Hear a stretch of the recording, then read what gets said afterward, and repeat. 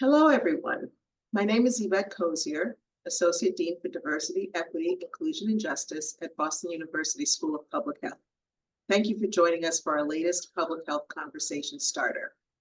Today's conversation is part of our SPH Reads series. SPH Reads is a school-wide reading program hosted by the Office of Diversity, Equity, Inclusion, and Justice. It aims to encourage critical thought and discussion among all members of the BUSPH community and is centered on a carefully chosen, thought-provoking book. The selection for fall 2024, spring 2025 academic year is Strangers in Their Own Land, Anger and Mourning on the American Right by Arlie Russell Hochschild. In conjunction with this year's book selection, I'm having discussions with leaders on the themes of political divides, class, and race.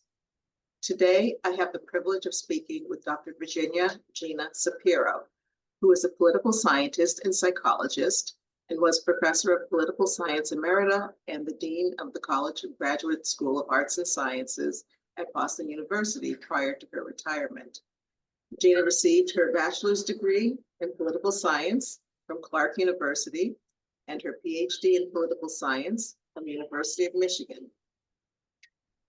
Gina has held many leadership positions and has received many honors and awards throughout her career. Gina's research and specializations include elections and voting behavior, political psychology, gender politics, and feminist and democratic theory. Gina, thank you for being with us today. It's a pleasure. Thank you. So as we record today, the results of the 2024 election are known. Donald Trump has been reelected and will take over the office of the presidency in January. And one of the things that I think many of us have seen with this election was exactly how divided it is, just on many fronts, socially and certainly politically. Within Dr. Hochschild's work, she really tried to understand or get to the heart of what drives a political divide. And she started from 2016, the first run from Donald Trump's, or the first election with Donald Trump. What is your understanding of the relevance of this political divide that we've experienced as a country? Sure. So thank you for asking me, and it's a pleasure to be part of events like this where people read together and think together and talk together, which is more necessary than ever, I think. Let me answer you by starting with an anecdote. I'm an election official in Gilmanton, New Hampshire. It's a largely rural place. The closest city is Concord, New Hampshire, our capital, which is, a good 20 minutes away. So what I do on election day is I register the people who are not registered yet, and I do name changes and address changes and so forth. One of the things that happened this year is that we had, in a state like this, where we have very high voter turnout, we had higher voter turnout than ever.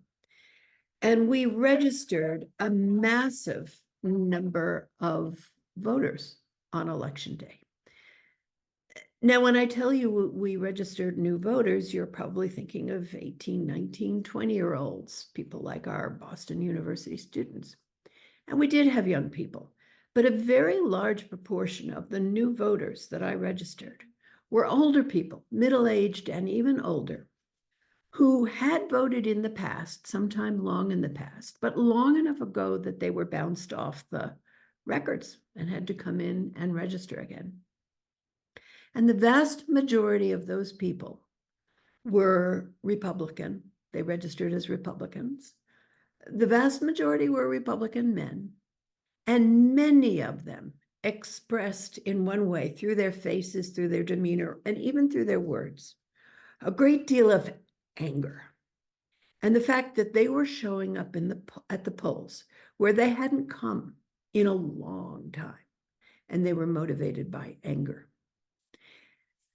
During that day, and of course, I live in the most conservative area of New Hampshire, and as would be expected, we're about 2-to-1 Republicans versus Democrats. And of course, Trump won handily in my local area. But I thought about the fact that this conversation was upcoming, and I was thinking of Arlie Hochschild's book. And I saw that anger and that resentment. Now, I couldn't stop and say, hey, what's this about? But I've heard enough conversation here where I think her observations about rural people, rural men in particular, and people without college educations, as we know from recent studies, feeling like other people have cut in line ahead of them and that they are not getting their due, or alternatively, that other people are getting more than their due. And as we know from a lot of research, that began to kick in very strongly when Barack Obama was elected president. It was symbolic for a lot of people of the line cutting. So I think her book is very relevant. I think there are things we could talk about why it happened and how that happened and what its relevance is. But I certainly saw, I think, examples of what she found in her interviews in a very different place. She was mostly in Louisiana, and I'm up here in New Hampshire. Louisiana is a very diverse state. New Hampshire has become very diverse over the last 2 decades. It used to be 97% white, and now it's 93% white. So, you know, it's not like people up here are seeing this line cutting every day in their personal lives. Yeah, so, where do we go with this polarization? So this political divide, but it's not just a division, it's really pushing to the margins, right? Very strongly. And, where did it come from? You mentioned the thought of people are cutting in line, but also what are the dangers of this polarization? Sure. I think the dangers are a whole other topic that we should get to head on. But one of the things that has happened over the past 30 years, even more, is that partisanship, whether you feel like you're a Democrat or a Republican, has come to take on much more meaning than it had in the 1950s, the 1960s, and even to some degree in the 1970s. And so what has become interesting is that it used to be, for example, that if you told me your party ID, told me you're a Democrat or Republican, I would not have been able to predict your stand on abortion. In the 1970s, I couldn't have done that. I probably couldn't have predicted your stand on guns and gun control. But through the actions of many interest groups and leaders, that changed dramatically, so that a number of different identities kind of came together and became locked together. So the actions, especially of the sort of cultural right in the 1980s under Ronald Reagan, which really took on family issues, reproduction, ultimately sexuality, and really promoted that in a way that became issues of the Republican Party in opposition to the Democratic Party. So you began to get that polarization. Ronald Reagan was very, very good at attracting especially working class white men.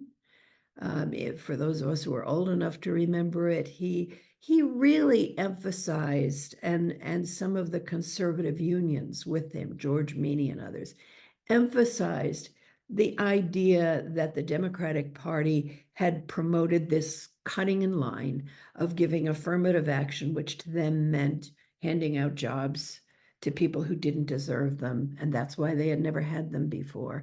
So began to emphasize that women, African Americans, other people of color were cutting and were being given things they didn't deserve, which was pushing the deserving people behind. The gun lobby completely changed what it did. It used to be about gun safety.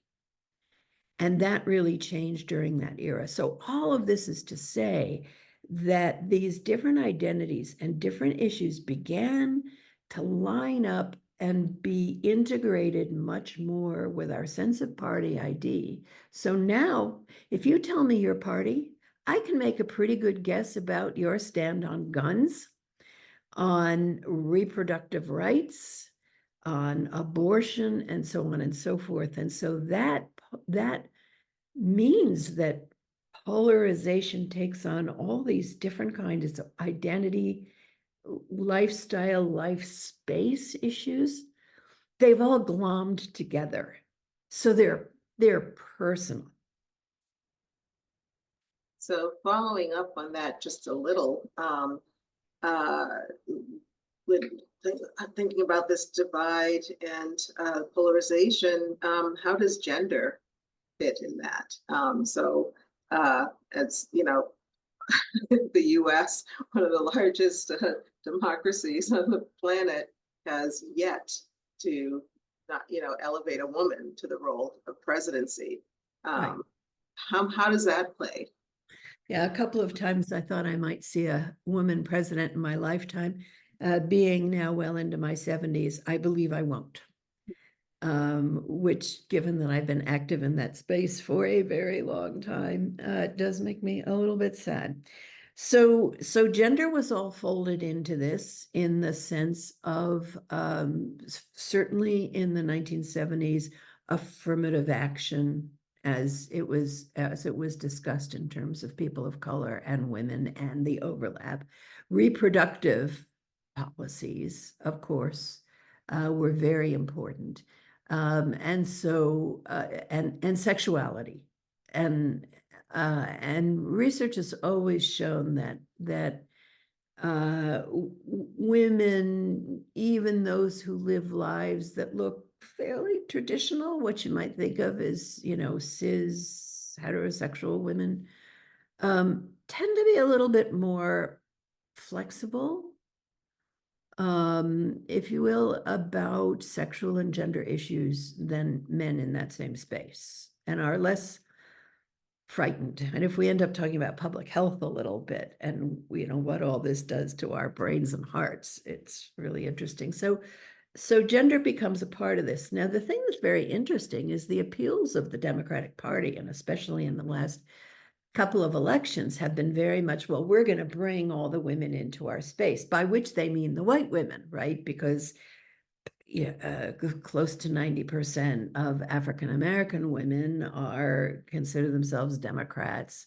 And if they go to the polls, they vote Democratic, whereas that's not true of white women.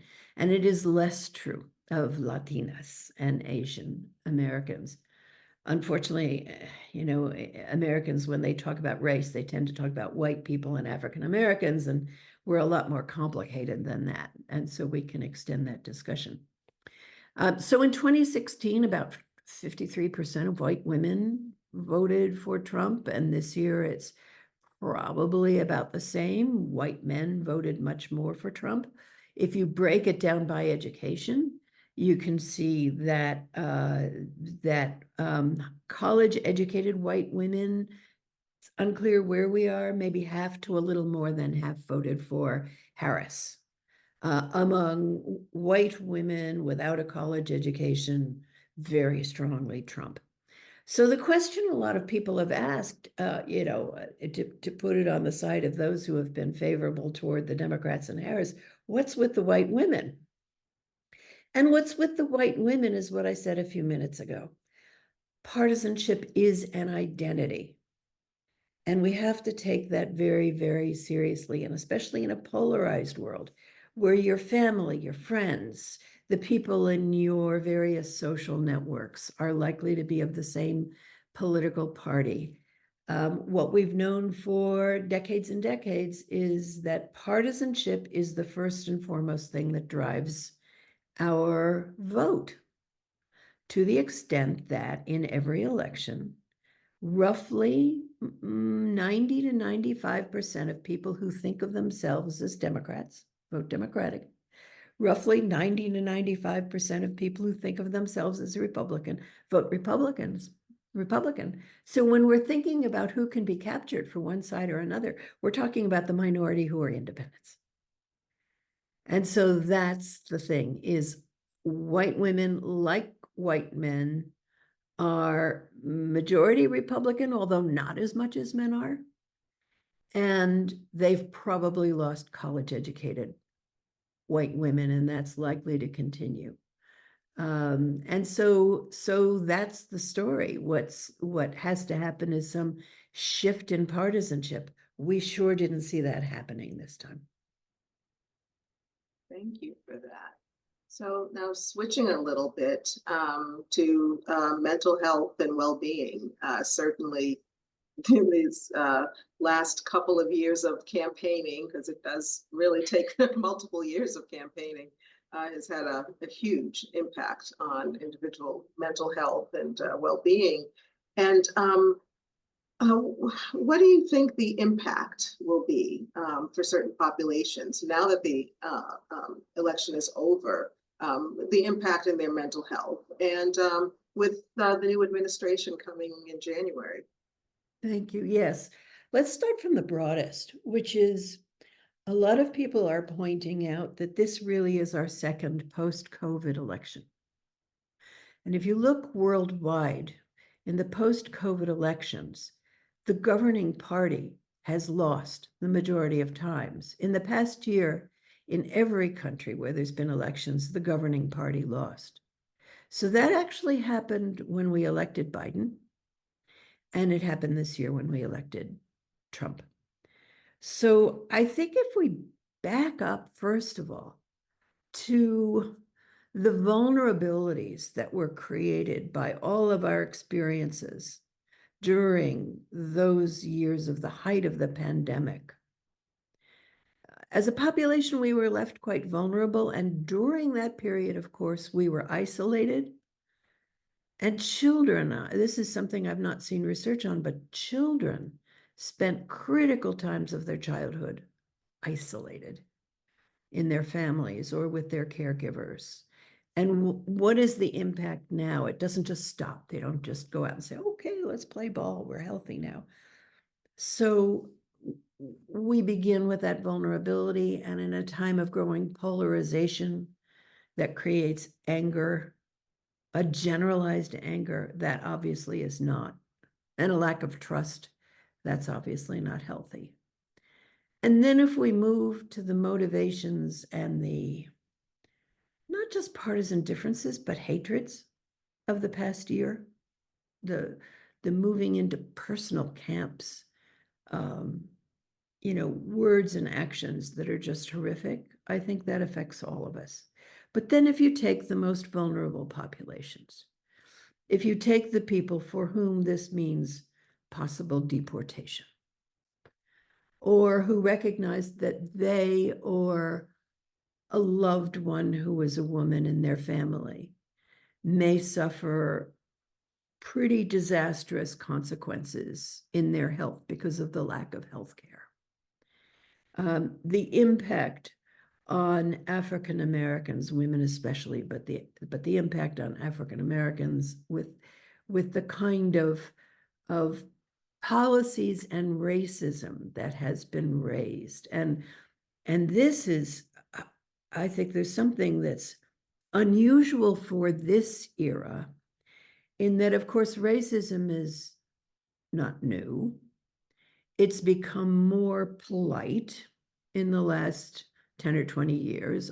I think a lot of us don't think that it went away quite as much as some people seem to think, but it's become very, very polite. All this stuff about anti-DEI, which has basically meant don't talk about race and don't mention African Americans and don't mention slavery and don't do any of that. So the conscious erasure, which is not benign, is going to be very important in, I think, really stoking up anxiety and fear.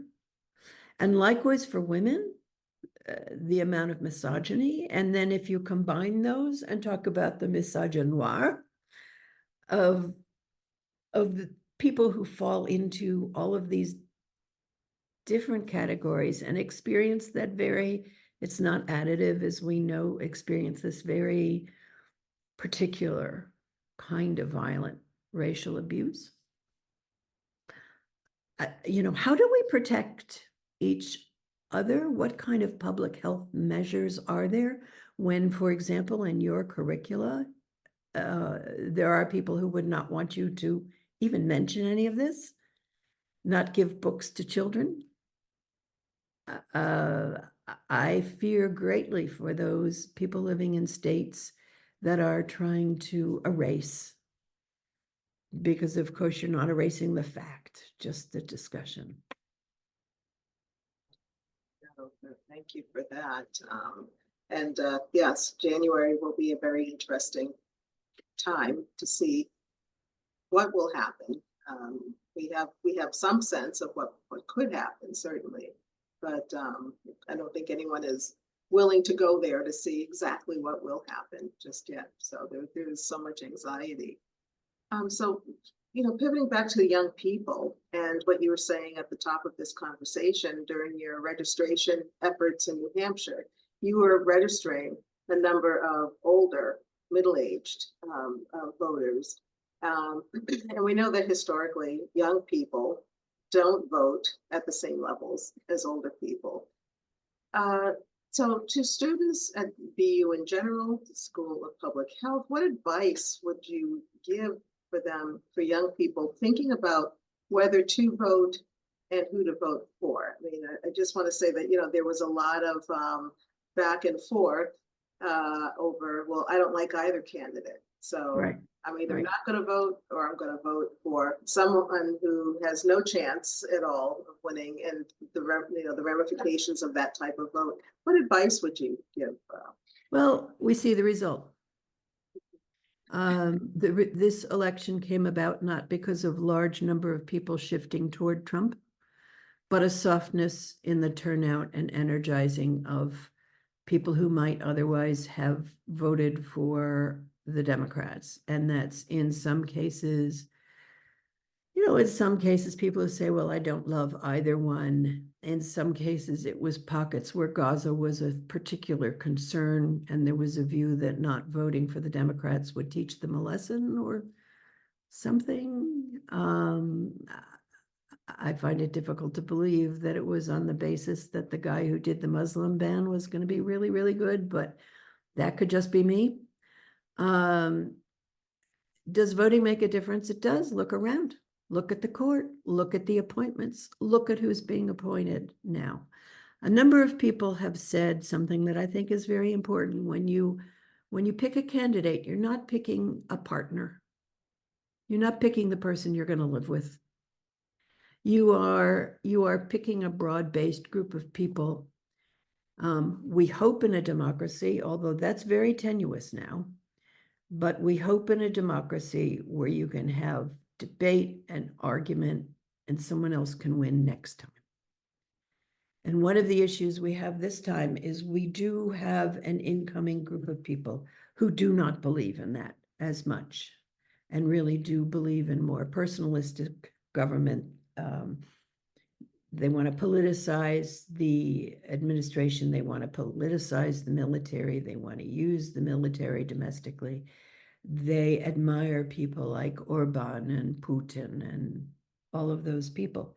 So all one can say is what we always say, that it makes a difference. And, one of the reasons young people, I'm of the first generation where they lowered the voting age to 18. And we all thought in the early 70s, this is going to be amazing. The young people are going to turn out, and I don't know, we're going to have the age of Aquarius or some damn thing. And of course, young people turned out much less. Well, those young people are now old people. And over the course of our lifetimes, we vote more and more. And that has happened in each generation. And it's for a number of reasons. Young people are less tied to political parties. And so they're not part of a kind of team as much. And they look for the person and they don't find a perfect person. Of course, they don't find a perfect person. There isn't one. And also, as you age out of being a student and so forth, you might start a family, you might buy a house, you might start paying local taxes, you might care more about the roads in your local community. You know, public policy makes a more notable individual impact on you. And that's why you vote more in your 30s than your 20s and more in your 40s and so on and so forth. It's not because young people are stupid these days or young people have changed or, you know, every once in a while somebody can bump up young people voting. Obama did that. But by and large, we're going to see this pattern again and again. So those of us who work with students, for example, no point in yelling at anybody. No point in trying to teach people a lesson other than here's how the political system works. Here's what you might think about. And I actually know your future is going to be different from your present. Yeah, so again, just, yeah, that's a very broad and long-term perspective with that. And just tapping on that, is this current election unique? How does this compare to previous elections? Sure. In terms of the dynamics of voting, it's not particularly unique. And as the last votes are settled in, remember, California isn't fully counted yet. Pennsylvania is just getting counted and so forth. What's interesting, as usual, Americans don't understand their own political system. So they think it was a big, huge wipeout and the Democrats just totally got blasted out. Well, we have this funky electoral system, which no other democracy on earth has chosen or will choose. And it exaggerates the impact of states that don't have many people and, you know, so on and so forth. If you look at the popular vote, it looks like in the end, Trump won with less than 2 percentage points margin, possibly less than Hillary Clinton actually won in 2016, because remember, Clinton won the popular vote in 2016. So he won with a very slim margin. And there are 3 states where the margin was so tiny that if turnout had been different, the election would have been different. And where were those states? Wisconsin, Minnesota, Pennsylvania. And a 4th, which is pretty close in, Georgia. So, you know, the dynamics weren't very different. Now, the impact is huge. The impact is very different because if you look back in years when the parties differed in their policy quite radically, you know, the Reagan years, the Bush years, and so forth. In all of those years, both parties believed in the Constitution as it existed. They were living in roughly the same universe, although had different takes on it, on very important issues, but nevertheless, roughly the same. That is not true now. And so issues like tearing apart the federal government, politicizing the military, putting in all people whose loyalty is more personal than political, putting in so many people in the cabinet who have no experience in the area that they're supposed to run, that is really, really different. And just on that last point, some view that that's what it takes to really shake things up. What are like the real practical ramifications of inexperienced individuals leading major federal agencies? Sorry about the dog. Everybody listening should decide whether they'd be really happy shaking things up by going to a doctor who has no experience as a doctor, an auto mechanic who loves cars but has never taken auto mechanics, or want your computer fixed by somebody who has no computer science. Sure, it shakes things up like throwing out a bowl of jelly beans, but the government is so complex, and you're talking about one of the most complex countries on earth with our deep federal system, which is very different. Our population is more diverse than most in the world, and we're divided into interesting pockets. Our role in the world is substantial, although right now our allies are beginning to say, well, if they're going to do this regularly, we're going to have to work without them because we might be able to trust them 1 year, but not another year. So it depends on what you mean by shaking up. Shaking up can be a well thought out theory and plan to make things work differently, but playing 52 pickup isn't a reformulation of government, it's chaos. The economy, what happens to our economy is crucial. And we have a leader who thinks that a tariff is a tax on a foreign country and it won't have an impact here. Well, that's not what a tariff is. A tariff will raise our prices and will not only raise our prices, it will cause a trade war around the world.